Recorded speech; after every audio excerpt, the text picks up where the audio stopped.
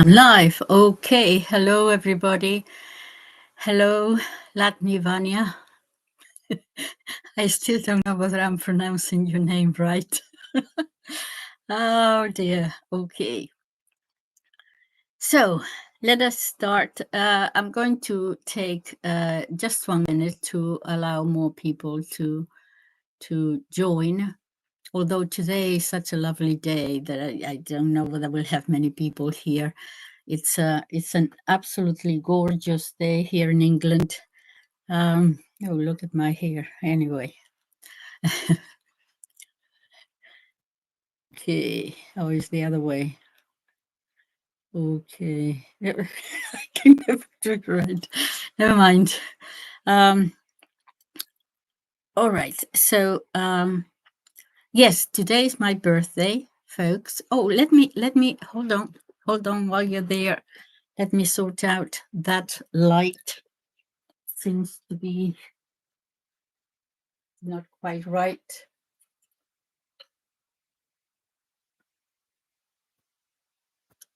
Oh, I think. Okay. Okay, I'm comfortable now. Yes, hello, everybody. Yes, today is my birthday, and I've been working in the garden a little bit, and it's doing fine. It's not very big, but it's a tiny little thing there that I love. Anyway, so with a beautiful day and my beautiful garden, and it's my birthday. And why am I going to talk about war? I'll try not to depress you. I don't want to do that. I would like to talk about happy things, but it's just that I saw early this morning a video from Gaza. Apparently, they are bombing the tents. The tents, you know, the little tents that they have there, and there are women and children inside. They have been bombing those.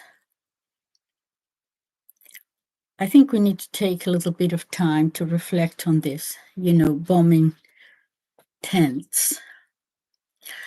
And also the fact that they were reporting on, while this war with Iran was going on, the war in Gaza didn't stop.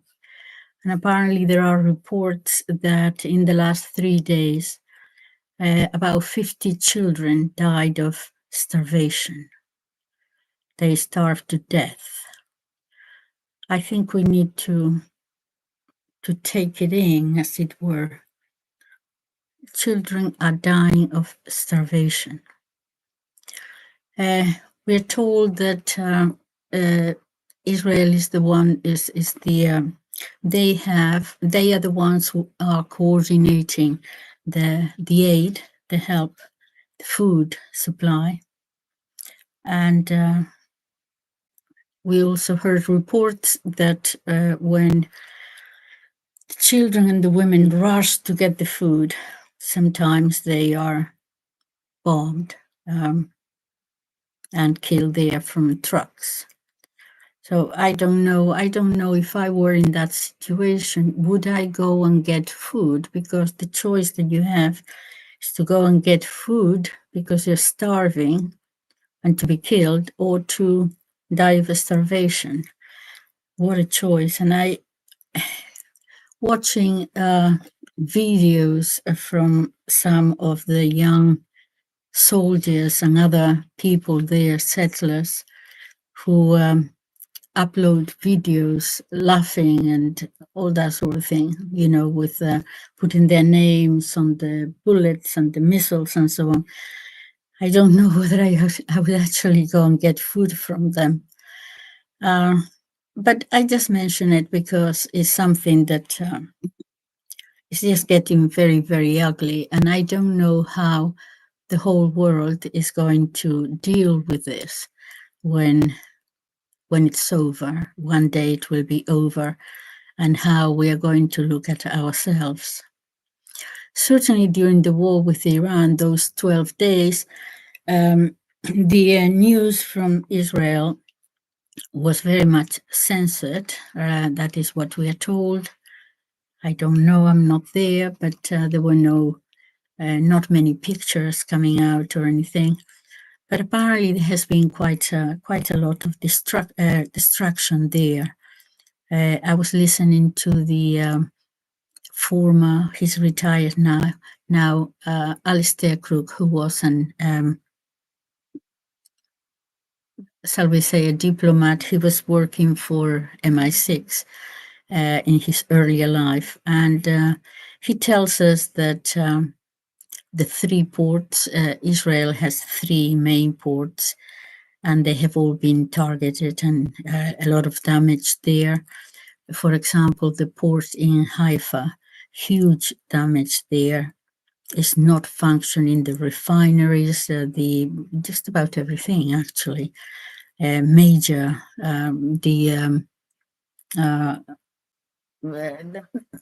most of the major centers have been damaged considerably. So it seems that perhaps Israel is such a tiny little country. Iran can perhaps withstand a little bit more because it's a huge country. I understand that it is, I heard about 3 times the size of Ukraine. It's about the size of certainly the major part of Western Europe. And with 92 million people, if it goes on, perhaps it could withstand it a little bit better. But Israel being such a tiny little place, I think it is probably them who said they were running out of interceptors. And it seems that it was them that asked President Trump to stop it to see if it could be stopped, which was very, very confusing because we didn't quite know. I mean, President Trump sending, tweets and in Truth Social different messages. We didn't know exactly what was happening. So he announced a ceasefire, but apparently it hadn't been, it was not really a formal ceasefire, what is going on, because for a ceasefire, there has to be an agreement, there has to be a procedure that is followed.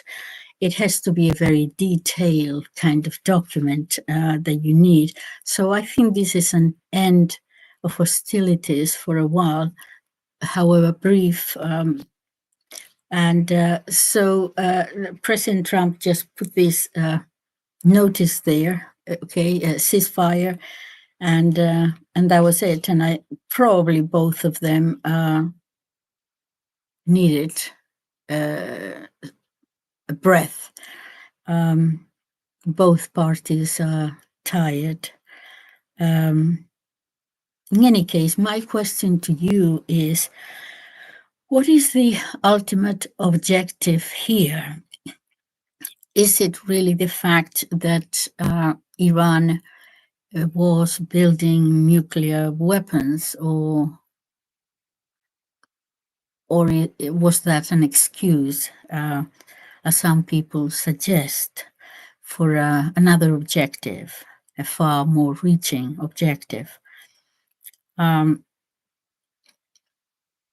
The International Atomic Agency, I was distraught in that the director, Rafael Grossi, who is an Argentinian, we are told, and well, it's more than being told, is that Iran actually produced some documents to show that this International Atomic Agency, when they did their inspections, and apparently they did quite a few over the years. Apparently, I heard like they were inspected like 20% more times than any other country, and apparently he was getting all that information, okay, of the inspections and who the people were there and so on, that he was actually sharing that information with Israel.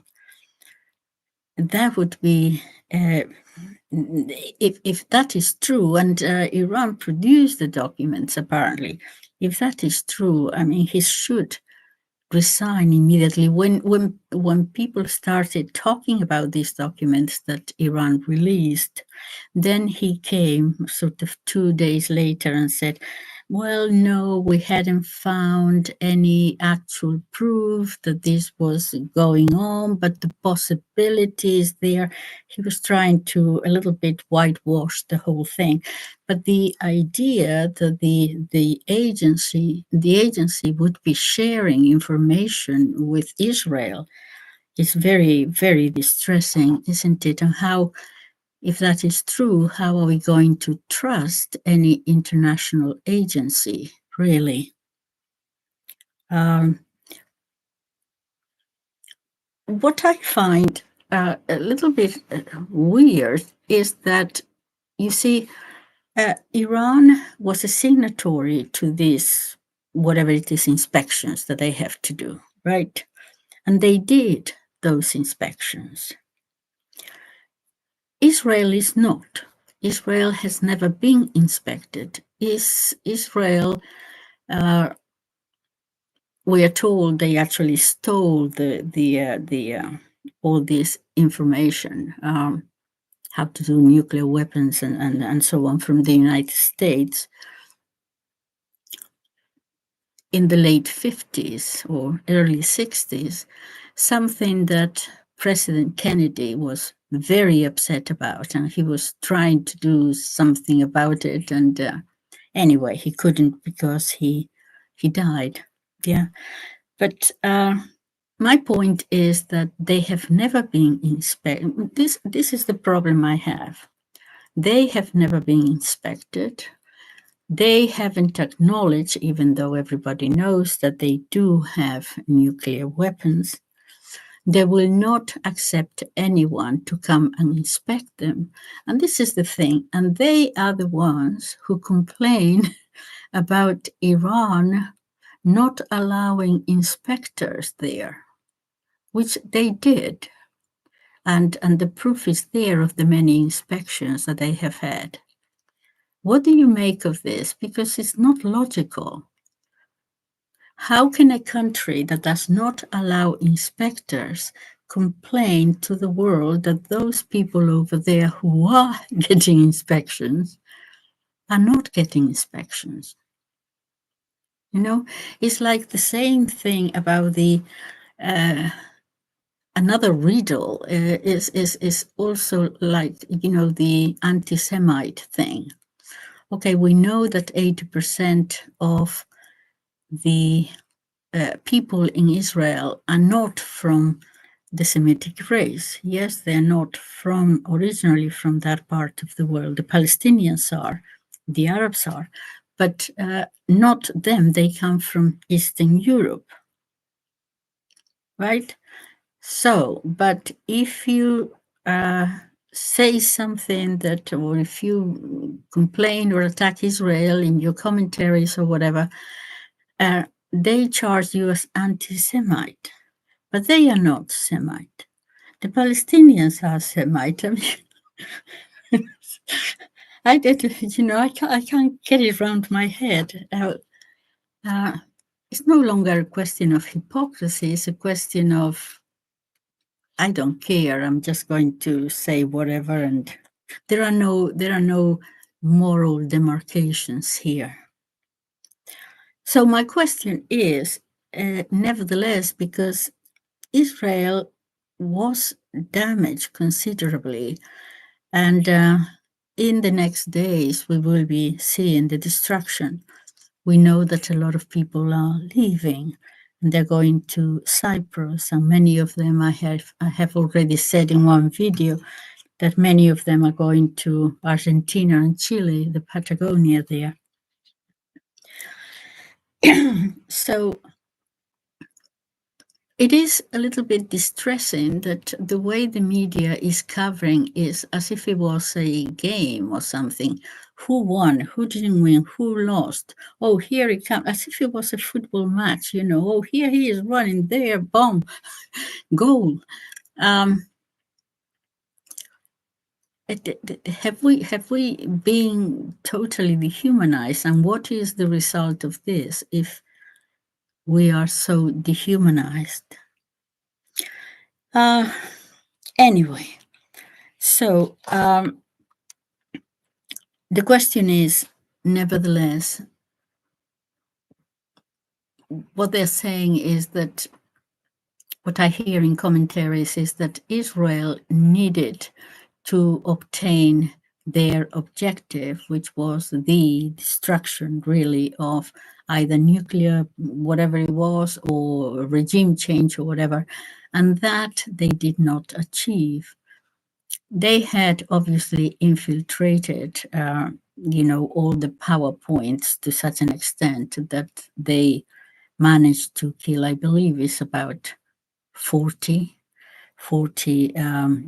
Iranians in the high command, between the high command and all these people who are the scientists and so on.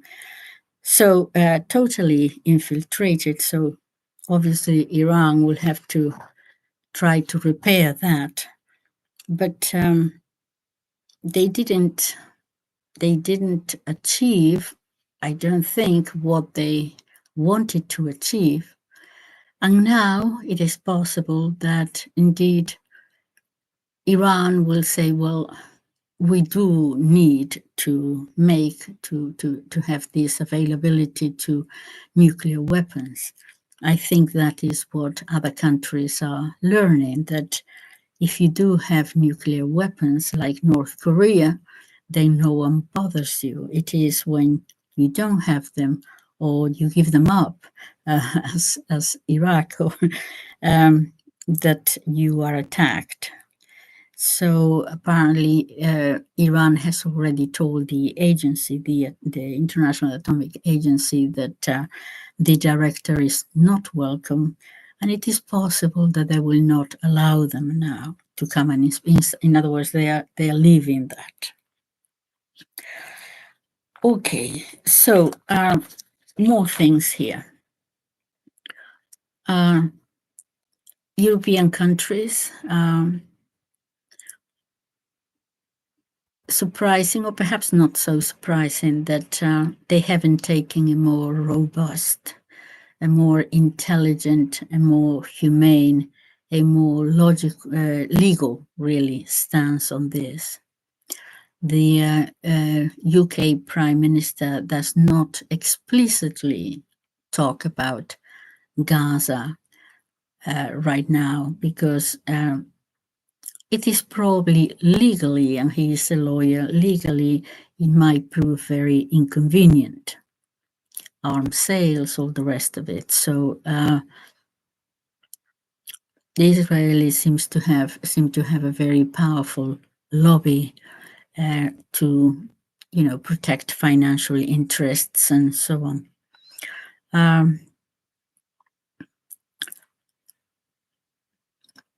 And the politicians, well, if you want to, it seems that if you want to have a political career, you have to, and the people in the media too, you will have to swallow a lot and not open your mouth. That is if you want to have your career. So on whose behalf are decisions being made? As I said, our prime minister here is not saying too much about Iran at the moment, and practically nothing about Gaza. I think that this is, personally, I think this is a disservice to the nation, a disservice to, because they're not preserving international law that I can't see. Well, they say that yes, Iran was trying to build nuclear weapons, and they would have nuclear weapons in 2 weeks, in 2 months, in 2 years. But we know, you have probably seen the videos there, that Netanyahu has been saying this. The first time that he said it was in 1984. In any case, there has been a lot of talk, but no documents, no information has been produced to prove that this time that Iran was going to drop a nuclear bomb on Israel. And nothing, I mean, lots of talk, yes, we know, and so on, but no documentary evidence of that. Tulsi Gabbard, or Tulsi Gabbard, I'm not sure how she pronounces her name. As you know, in March, the head of the intelligence service in the United States, before Congress, he gave them a formal assessment on March the 25th. So if that there was no indication that they were building nuclear weapons. If such a threat was there, they would have been able to document it. We would have heard about it. Yes, you can, as a country, attack in self-defense, obviously. And moreover, you don't actually have to wait until you have been attacked to defend yourself. But you do have to have documentary evidence, probable information that this is so, documents for believing that such attack is being planned against you. It's not just a question of saying we believe that because they hate us and they are our enemies. You have to produce the evidence. So you have to produce the evidence that the attack is imminent, that the attack is credible, that the aggressor has the means to carry out that threat, and that you have gone through the diplomatic means to prevent the threat. All the diplomatic means in the international organizations that in order for that threat, but you have done everything possible, okay, for the threat to have been exhausted. You have just done just about everything you could. Iran, it seemed, remained open to the negotiations, and they were actually negotiating, yes. But just before the next round, I think it was the 6th, I'm not sure, that is when the attack was made by Israel of the 3 bombs. We don't know exactly whether they were those bombs that they said, you know, the huge ones, but in any case, the attack took place. And the chief negotiator was killed. They knew who the one who was leading the negotiation was killed. But the Israelis seem to have a lot of information about who the negotiators and the bureaucrats and the scientists and everybody else, and they killed about 40 of them, not only them, but their families as well. They knew where they were in their homes. Okay, so somehow now they want them to come to the negotiating table again. I'm reminded of Ukraine at the very beginning of the war in April, I think it was, of 2022, when they were in Istanbul negotiating, and they practically had signed, Ukraine had signed whatever they agreed to, then it was considered, you remember Boris Johnson going there, that no, they were not to agree to anything and to continue the war. And it seems that this is something similar, that they were negotiating and the new round was going to start. And so the aggression took place and the negotiator killed. Well, I mean, how are you going to negotiate? I mean, if you go to negotiate and you think that you're going to be killed, I mean, what kind of negotiation is that? You do what I tell you or you're killed, or I'll kill you. Okay. So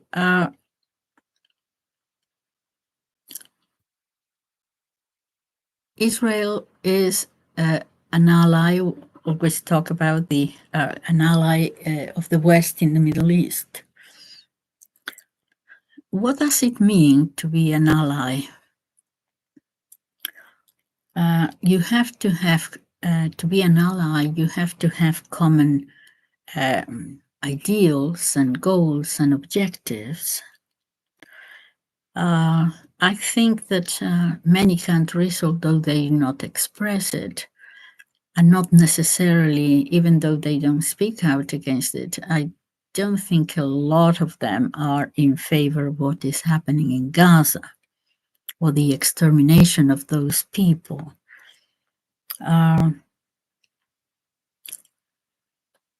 So they may not share all the goals and objectives, but do they actually help each other? Well, against potential threats, yes.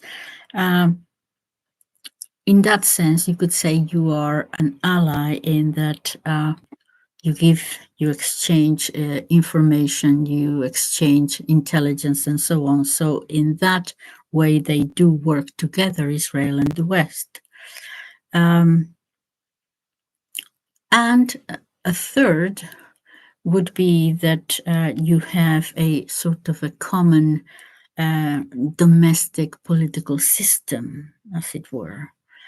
And I don't know whether, however much Israel is supposed to be a democratic country, and internally it might be indeed, but in its relationship to the other countries, I don't think that this is the way that the rest of the European countries, for example, function.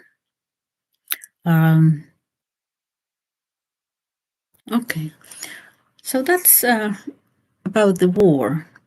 Then something else, because I have been listening, and I might do other videos on this, because I am fascinated by the Jewish community who are not in Israel, Jewish community throughout the world, especially the Jewish community in the United States of America. And I am finding that even though they are a minority, quite a lot of Jews don't agree with what is happening in Gaza. But what surprises me is the number of rabbis that don't agree and speak out. And what I have been reading and listening, finding out, is that sometimes we just say, the Orthodox Jews, or sometimes you hear the ultra-Orthodox Jews, and then the secular Jews. But I think there are many more divisions and subdivisions. If you know anything, please put it in the comments, because I don't know. I'm just speaking out loud, sort of my thoughts about it. Because I was listening to one who is a Hasidic Jew. Now I ask myself, what is a Hasidic Jew exactly? Well, they also come from Eastern Europe. They are called, and they call themselves, ultra-Orthodox, and they are against the state of Israel because they feel. I heard another rabbi, I don't remember the names, I am sorry, but you can find them. on YouTube, speaking out, another rabbi from New York, very famous, and I forget his name, Weiss, I think, who also disagrees, and but they are from a different Orthodox Judaism. Okay, so what they are saying, the Hasidic Jew was saying that the identity of the Jews has been stolen by the Zionists. That's quite a thing to say, you know, that's, my goodness. He argued, if I can summarize it for you, that first of all, they are not supposed, the Jews are not supposed to have a country until it's something to do with the Messiah. Yes, until the Messiah comes, something. Okay, so many of the Orthodox Jews of different sections within Judaism agree with that, Orthodox Jews. Yeah, but he makes the point that they are doing what they're doing by cloaking themselves under the cloak of the religion of Judaism, and he doesn't think that they are following. Indeed, he says that they're not following the religion, that they are atheist or they're secular or something like that. But then he makes a point about nationality. And that is when he starts talking about not only of cloaking themselves under the religion of Judaism, which would prohibit them to make a nation, to create a nation before the Messiah comes, but he says it's a question also of stolen identity, because an Israeli citizen is not the same as a Jew. He says, you have the state of Israel, the citizens of Israel. This is the point he was making. The citizens of Israel are Israelis. Their passport is the passport of an Israeli, a citizen of Israel. And yet, then when they talk about themselves to the world, they mention the word Jews,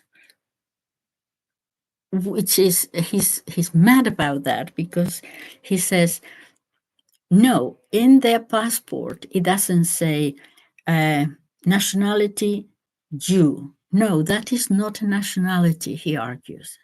That is a religion, it's something completely different. You are an Israeli of, a citizen of the state of Israel, and they are, he claims, confusing and, mixing these two things together. And he's not very happy about it. He thinks that they're taking advantage of the religion and hiding behind it, because God, he argues, prohibited them to create a nation. So he says, instead of waiting for the Messiah, or whatever the religion, he explains it much better, obviously, but what the religion says, they decided to create the nation. In other words, they have, against the Messiah, they have made the nation the Messiah. And to him, that is blasphemy. I'm going to find the video and put it on the description box, and perhaps of another rabbi, because I find this fascinating. There are many, many different factions within Judaism. And then what I want to say also, that I see a lot of videos about the Christian Zionists. The Christian Zionists. And I want to scream, because I don't think the evangelicals, I feel what the rabbi feels about the Zionists, I feel about the evangelicals, who have given themselves the word Christian, okay? And so to the rest of the world, that is what Christians are. And to me, for the longest time, they cannot call themselves Christians because they were, as I saw before, heretical Christians. If you are a heretic of a religion, you cannot then take the name of the religion and present yourself as such. But I have come to the conclusion, nevertheless, and I said this in another video, they're not even a Christian heresy. I think they're a heresy of Judaism rather than a Christian heresy. Because it is, if you go back and study the different heresies of Judaism, there were very many at the beginning of time and so on, but there was one very huge one, which was the millenarists and so on. And they were actually saying the same things, very similar to those that the American evangelicals are saying. Now, of course, then they say Jesus, Jesus, but I mean, if you put all your religion, you base it on the Old Testament, a misinterpretation of the Old Testament, never mind the New, the Old, and then you say Jesus, Jesus, then what you are is a heresy of Judaism, not of Christianity. They don't seem to pay much notice to the New Testament and the teachings of Jesus and the new law, which was transferred from the old law. So anyway, okay, so what we have, in my view, is that heretical Jews and heretical Christians got together and ruled the world. So how are we going to go back to normal and allow each country to do their own thing and not to hurt one another? And we will always have disagreements, nations, yes, but we are in a situation now that is really catastrophic, as you know. Anyway, I'm going to leave it here because being my birthday, I think I'm going to have a nice dinner now and a glass of wine. Okay. All right. Let me see what you have here. Happy birthday. Have a happy birthday to you, Lali, from Lagny, Vanya. Thank you. Bless you always. Thank you. You're so kind to me always. You're so kind. I love to meet you one day. I don't know. Isa Gabriel, we can't pretend that it is super when the world is more and more on fire, especially people who call themselves believers. So you do not make anybody depressed. All the best to you. Yeah, it's not my intention. You know, it's just that the news are always so bad that sometimes I feel, okay, shall I just dance flamenco or something for you? Gee, you know so much. What shall I read you a story? Shall I do something else? But I can't because I am really, my mood changes with this news, and I don't think it's the time to just be looking away irresponsibly. So thank you for understanding that. Imelda Tobin, happy birthday. I just joined the stream, will replay. Okay, my darlings. So I'll leave it just half an hour today, which is quite an exception for me. But I will see you again. Ah, Q. Oh my goodness. Lagnivanya. $20. I've never ever received $20 from anybody. You know, I have, oh my goodness, thank you. Happy birthday with 3 flowers. Thank you so very much. You know, I've been doing this for 2.5 years now.